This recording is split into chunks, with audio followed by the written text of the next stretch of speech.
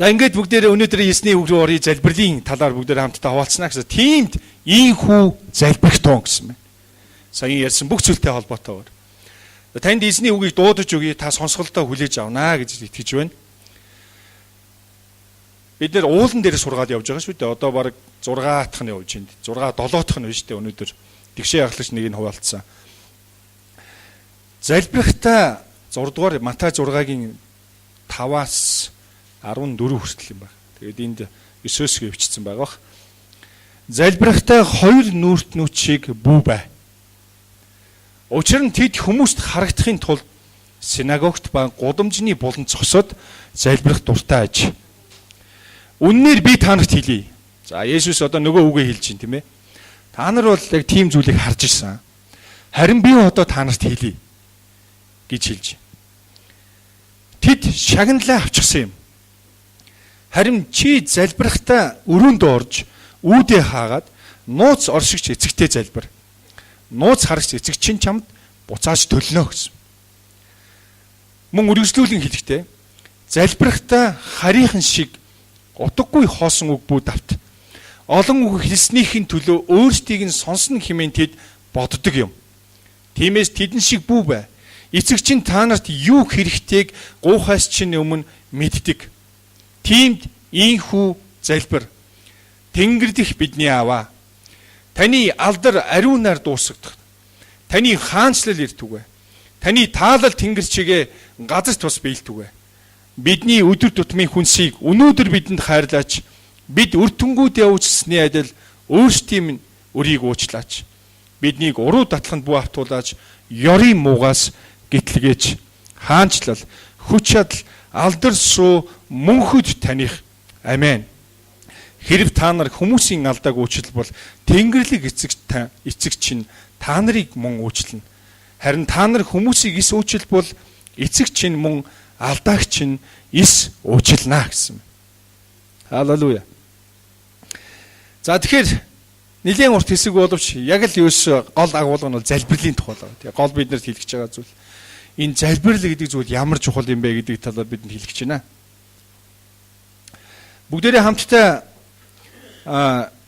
энэ бүрийг сайхан дистрачлан сайхан нэг нэгээр нь айжуу тайвхан ойлгохоор үздцгээе гэж уриалмаар байна. За энд хамгийн нэг чухал зүйлийг ойлгуулахыг хүссэн нь юу вэ гэхээр энэ саяын энэ Есүс Христийн заасан эзний заасан гүйлт хэрэгддэг Тэнгэр дэх бидний аваа гэд эхэлж байгаа мөн амен гэж дуудаж байгаа энэ хэсэг бол хоёр хэсэгт хуваагдсан байна л да. Эхний хэсэг нь бүх бүтээлийн эцэгт хандах тухай. Амен. Хоёр дахь залбирлын хэсэг нь болохоор яг юу байсан бэ гэхээр яг хүмүүс бидний өөрсдийн өдөр тутмын хэрэгцээний талаар ингэж Есүс Христийн 2000 жилийн дэртэйх цус бидний өмнөөс урсаагүй байсан бол бид ариун гэж дуудах боломжгүй байсан. Боломжгүй байсан. Яагаад вэ гэхээр бохор нэгэн бузарлагдсан нэгэн гин нүгэлтэй нэгэн амаараа зөвхөн ариун гэж дуудах юм бол энэ нь бүх бүтээлийн эцэгт тааламжгүй байх байсан гэсэн. Тэгэхээр Есүс эзэн Тэнгэр дэх эцэг маань юу хүсдэг вэ гэхээр хүмүүсийн зүрх сэтгэл ариун байгаад тэр ариун зүрх сэтгэлээс намайг ариун гэж дуудаасаа гэж хүсдэг. Амен. Тэгэхээр сая энд хэлсэн шүү дээ. Нөгөө синагогт фарисей буюу хуулийн багш нар тийм ээ хүмүүст харагдахын тулд залбирдаг байсан гэдэг. Тэд нар хэлбэр төдий байсан учраас бүтээлийн эцэг хамгийн дээд бурхан тэдний залбирлыг сонсдгүй гэж. Тэгэхээр ариун гэдэг үгийг та бодох болгондоо гим нүглээс тусгаарлагдах гэдэг энэ зүйлийг ойлгох хэрэгтэй, тийм ээ? Ойлгох хэрэгтэй. Харин Христийн цус 2000 жилийнтэй хүрэн төлөвлөгтний гим нүглийн төлөөс болоод биднийг өрийн дансыг мань хүчингү болгосон шалтгаан байгаа учраас бид өнөөдөр тэр агуу ажилд нь итгээд ариун гэж хэлэх боломжтой болсон байна. Халелуя. Ариун эцэг минь таны нэр ариунаар надаар болон миний үр хүүхдүүд миний хооч үеэр дамжуулан миний улс үндэстнээр дамжуулан энэ хотод амьдарч байгаа бүх хүнээр дамжуулан ариун хэмээн дуусгах болтугай гэсэн. Дараа нь бүх бүтээлийн эцэгтэй холбоотой 10 дугаар ишлэл дээр таны хаанчлал ирэх болтугай гэсэн. Хаанчлал ирэх болтугай. Бурхны хаанчлал гэдэг бол Тэнгэр дэх эцгийн хаанчлал гэдэг бол бүх бүтээлийн эцгийн энэ бидний өмнө байх хаанчлал гэдэг бол ардчлал биш ээ гэж хүн хэлсэн. Амен үү биш үү? Ардчлал биш. Яагаад вэ гэхээр ардчлал бол өөрийнхөө засаг төрийг ард түмэн нь албатууд нь өөрсдөө сонгодог үстэй.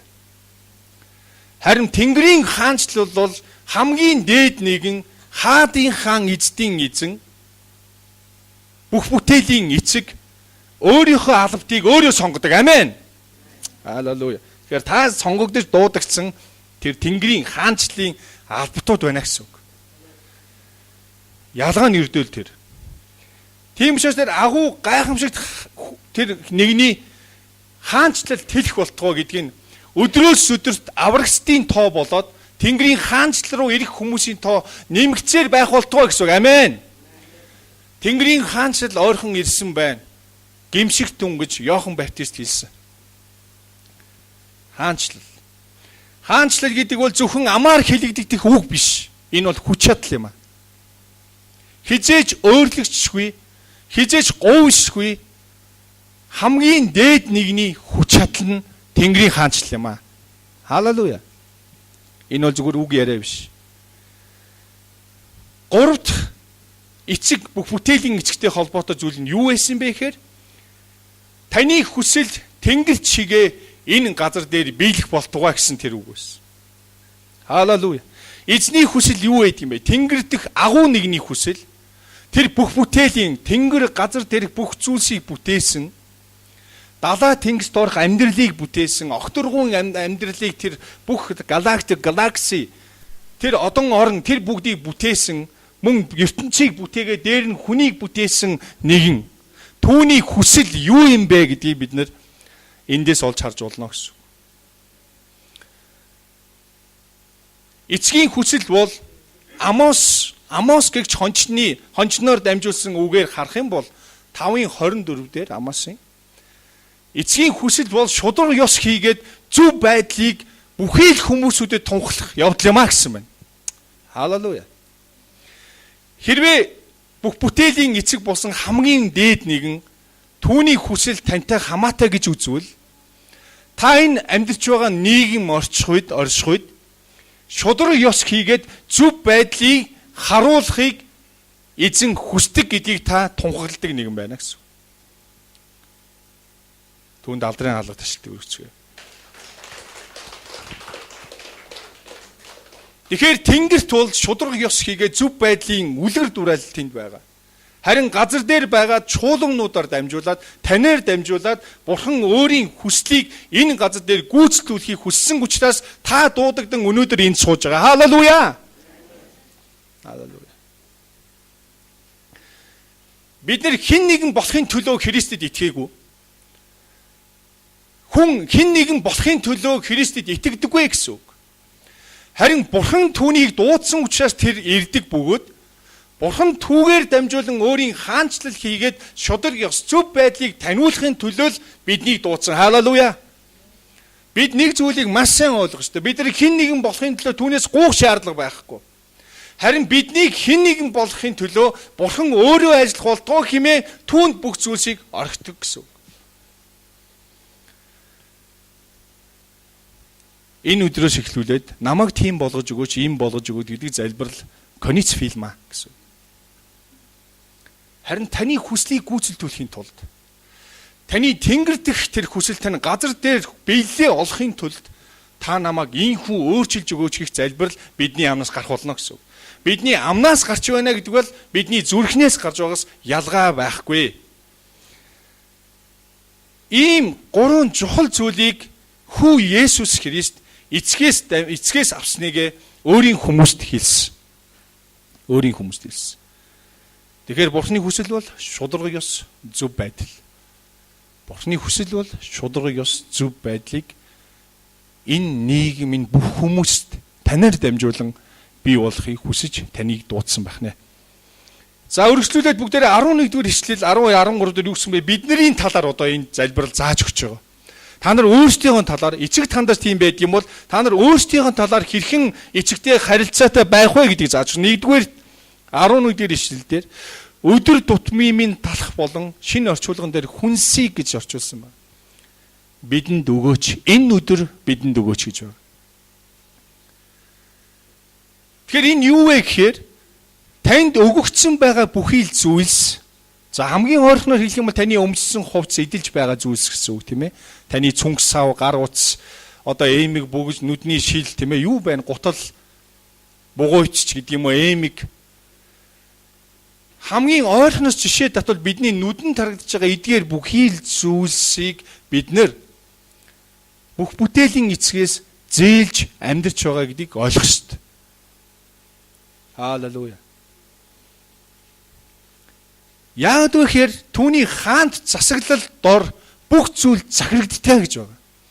Колосын номыг харах юм бол эрх баригчид хийгээд тийм ээ удирдлагуудын бүх эрх мэдлийн дээр оршдог нэгэн тэргүүн гэж хэлсэн.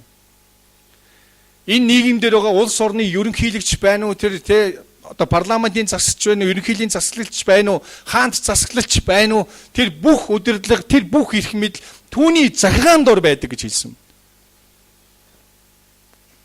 Тэр хаадыг босгож, тэр ерөнхийлөгчдийг босгож, тэр хүслийнхаа дагуу бас унгаадаг. Хэрвээ тэд бардан байвал. Хэрвээ тэд хүслийнхэн дагуу байхгүй байвал. За тэгэхээр өдөр тутмын минь хүнс талахыг бидэнд өгөөч гэсэн тэр зүйлийг бид нар ойлголоо, тийм ээ.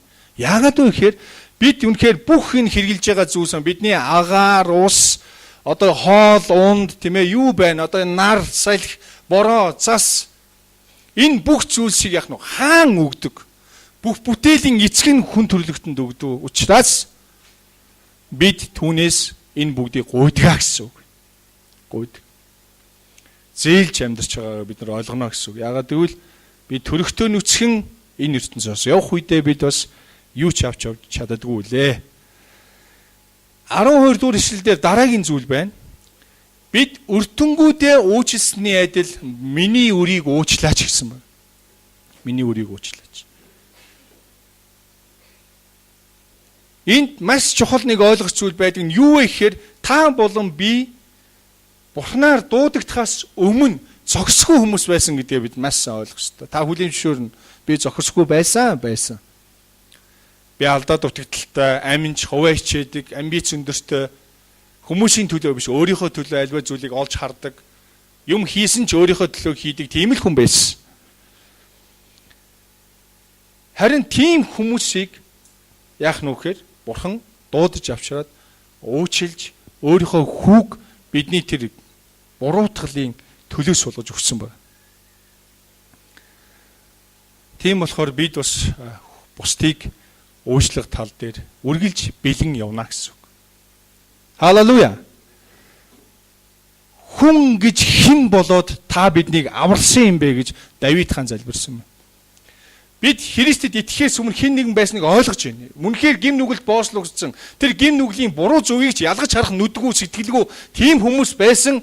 Харин тэндээс Бурхны нэгүсэл дотор агуу нэгний тэр гайхамшигтай ажил дотор бид чөлөөлөгдсөн боловч өнөөдөр хүртэл магадгүй хуучин тэр амьдралынхаа тэр дүрслэлийг оюун бодол хийгээд зүрхэндээ тэгээ явж явах хүн байхыг үгүйсэхгүй гэсэн. Тийм учраас Есүс эзэн энд эцэгт хандан биднийг сорилтонд бүү оруулаач бузар муугаас гэтлгээч гэсэн байна. Колосын номын 2:15 бүгдээрээ харъя. 15-аас 18-ыг эндээс би дуудаж үзүүлье.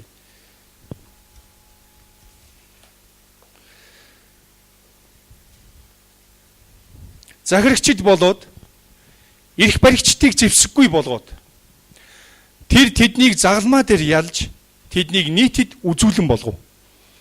Есүс Христ харахад бол хүмүүсийн нүдэнд бол тэр ялагдаж байгаа нэгэн, тэр үхэж байгаа нэгэн харагдаж байгаа. Харин Бурхны нүдээр бол Есүс хүүгээрээ дамжуулаад захирагчид болон эрх баригчдыг зэвсэггүй болгоод Есүс хүүгээрээ дамжуулан ард түмэнд үзүүлэн болгосон гэсэн. Та нар харж гин үү? Та нарт байсан эрх мэдэл бүх зүйл одоо устгагдж байна гэдгийг. Тиймд та нар хоол унд, эсвэл баяр, шин сар, амралтын өдрүүдээс болж хинээрч бүү шүүгд. Эдгээр нь ирж буй өмсийн сүүдэр нь юм. Харин биес нь Христийн юм а гэсэн. Та ганцаараа нэг бие боловч та бас нэгэн Христ доторх нэгэн бие эрхтэн гэсэн үг. Танд ямар чадвар байна? Танд хийдэг ямар зүйлс байна? Түүнийхээ дагуу та Тэнгэрийн хаанчлалын төлөө албатан болж оролцоно гэсэн үг. Хэрэг тэр зүйлийг умардах юм бол бид хаанч засаглал хэрэггүй болох ч үгүйсэхгүй.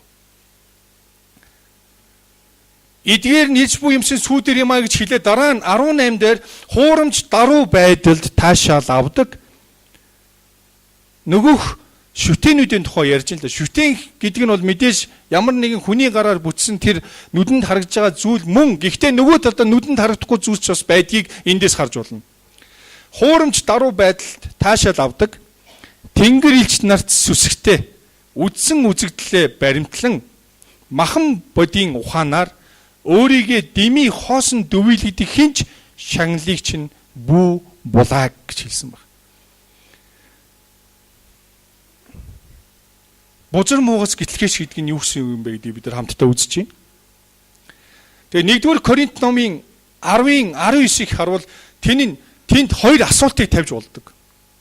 Коринт хотын чуулганд бичсэн загтал дээр шүү дээ. Шүтэн нь юу юм? Шүтэнд өргөсөн юм нь юу юм бэ гэдгийг тэнд хэлж өгсөн байдаг. Хэрвээ тэр хэсгийг уншвал шүтэн гэдэг нь юу байсан бэ гэхээр бурхтууд эздүүд гэж хэлсэн байна тэнд. Тэ? Бурхтууд эздүүд. Харин шүтэнд өргөсөн юм нь юу байсан бэ гэсэн чинь идэж уух зүйлс байсан байгаа байхгүй тийм. Идэж уух зүйлс байсан. Тэгэхээр шүтэн гэдэг нь бол бодитоор оршдоггүй. Харин хүмүүс өөрсдөө бий болгодог. Шүтэн гэдэг нэг талаараа бодитоор оршдог юм шиг юм бит зүйлэр байдаг ч гэсэн нөгөө талдаа шүтэн нь харагдахгүй оюун ухаанд байх магадaltaй. Бид юу ярьж байгаа вэхээр эзэн Есүс бурхантай харилцах залбирлын талбар дээр биднэрт энэ хэсгээр яаж харилцах ёстой юм гэдгийг зааж өгч байна.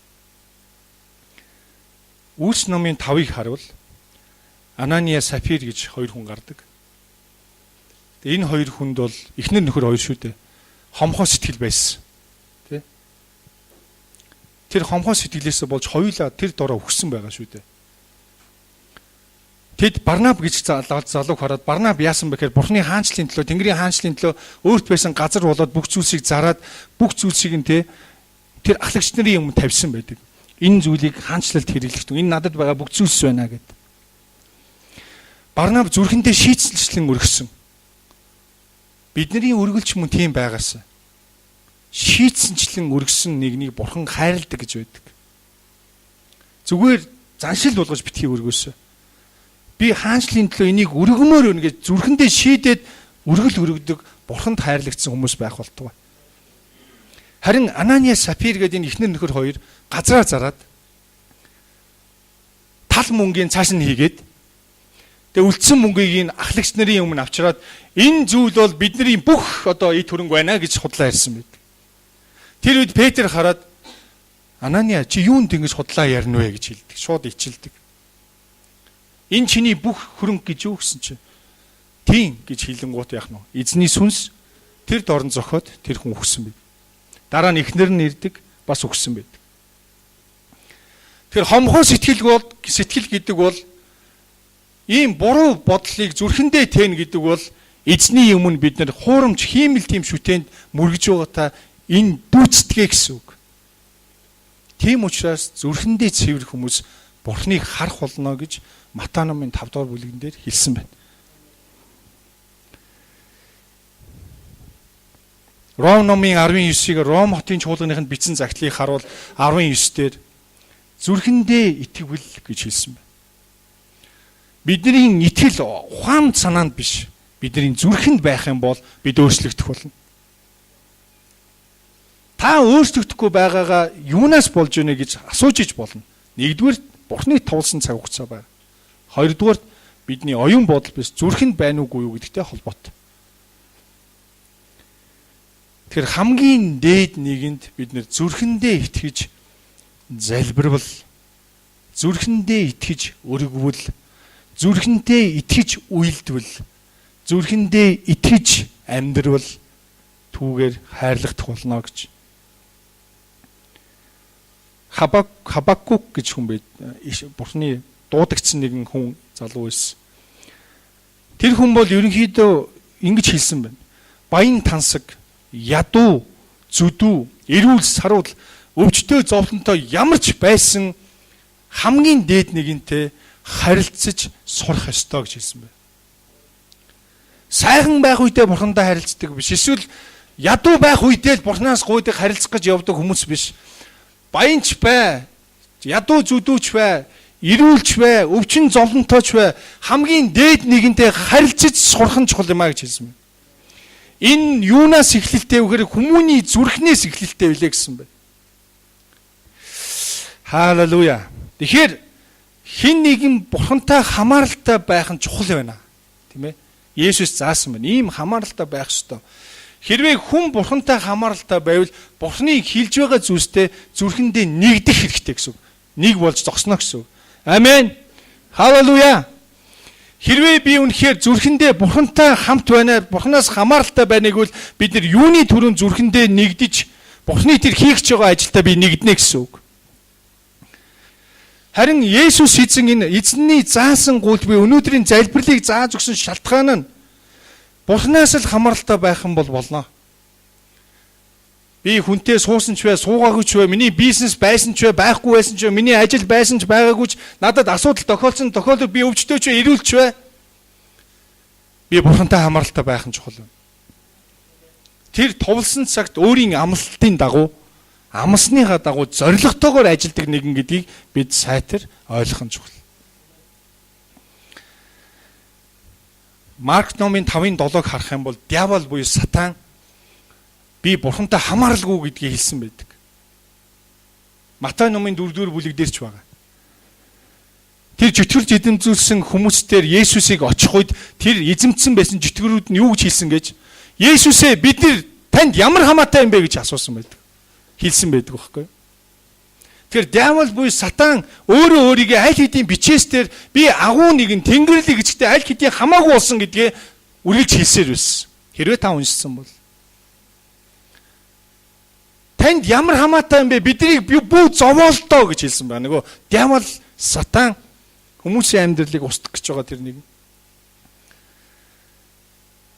Бид нэр диаволыг хараад эсэргээр диаволлаа, сатанаа тэ хуурам мэхлэгчийн эцэг минь. Эцэг минь гэхгүй байх л да. Мэхлэгч минь тэ.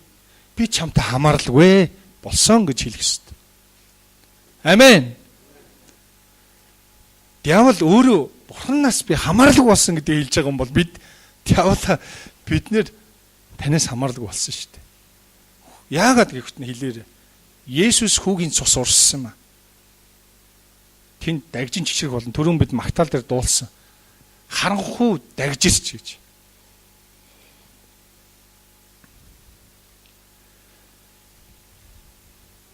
Тэгэхээр бүгдээрээ энэ бүгдийг дахин нэг харах юм бол эзэн таныг дуудаж өөртөөгөө залбирлаар дамжуулан харилцаатай байхыг хүсэж байгаа шалтгаан нь энэ нийгэмдэр шудраг ёс хийгээд зөв байдлыг энэ нийгэм тунхаглуулахын төлөө бүрэн дүрэн авчрахын төлөө байна.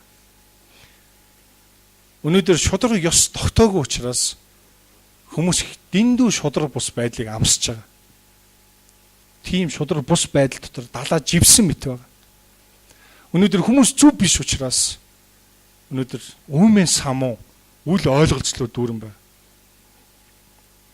Харин энэ бүгдийн эсрэг таны гэрэл болгон асаагаад шудрагыг ёс хийгээд зөв байдлыг гүйцэтгүүлэх нэгэн болохоор таныг дуудсан гэдгийг та зүрхэндээ хүлээж авах тун.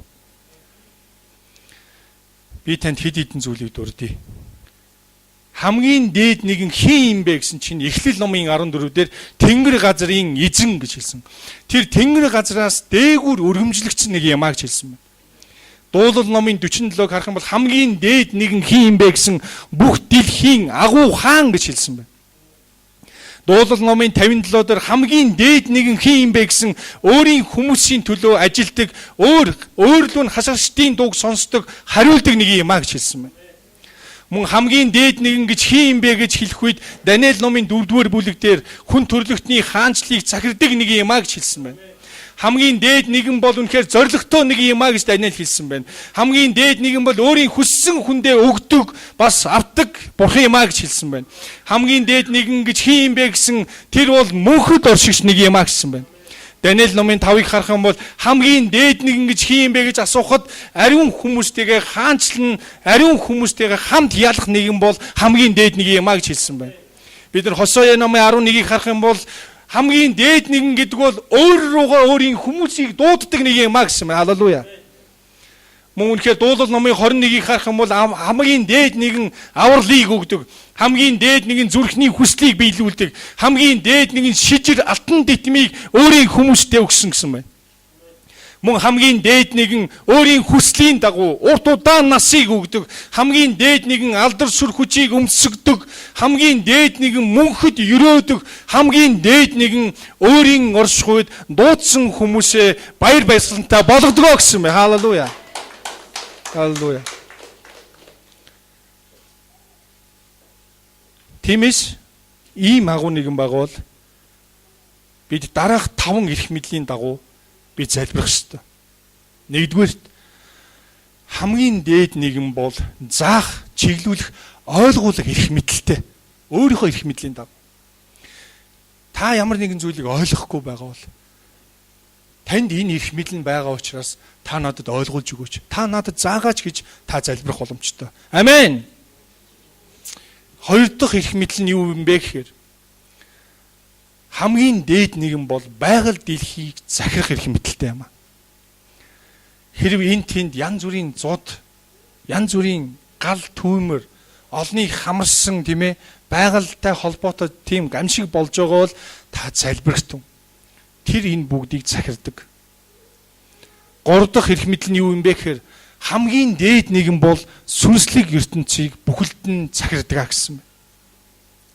Нүдэнд харагдах хийгээд нүдэнд харагдахгүй тэр бүх ертөнцийг хамгийн дээд нэгэн захирдаг гэсэн байна.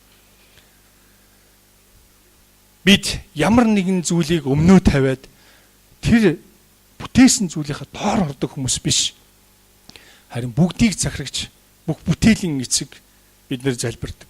Тэр сүнслэг ертөнцийг бүхэлд нь захирах эрх мэдэлтэй гэсэн.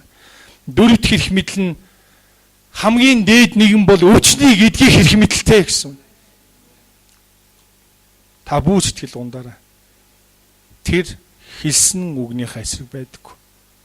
Хэрэг хэн нэгэн зүрхэндээ хүлээж авбал түүний хүслийн дагуу тэр өөрийг хайрлаад танд биелүүлж өгөх болно. Түүний товлсон цаг хамгаарч чухал билээ. Бидэрт өвчин байгаа бол хамгийн дээд нэг нь та өвчнийг эдгэх эрх мэдэлтэй гэдэгт би зүрхэндээ итгэж байна гэж залбираар. Амен. 5 дахь эрх мэдэл бол хамгийн дээд нэг нь байдаг тэр эрх мэдлийн 5 дахь эрх мэдэл. Гим нүглийг уучлах эрх мэдэлтэй гэсэн байна. Халелуя. Хэрв танд үнэхээр эзний өмнө таалалгүй ямар нэгэн зүйл таны өмнө байгаа бол бидний оюун ухаан зүрх сэтгэлд өнөөдөр хүртэл хамт тийм зүйл байгаа бол хамгийн дээд нэгэн минь миний гим нүглийг уучлаач гэж хэлэх боломж байна гэсэн. Түүнд эрх мэдэл нь байгаа.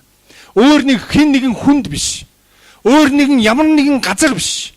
Ямар нэгэн оршихуйд биш. Харин хамгийн дээд нэгэнд гим нүглийг уучлах эрх мэдэл нь байна гэж хэлсэн байна. Та түүнтэй л харилцаатай байж түүнтэй л хамааралтай байх юм бол амжилтыг олсоор байх болно.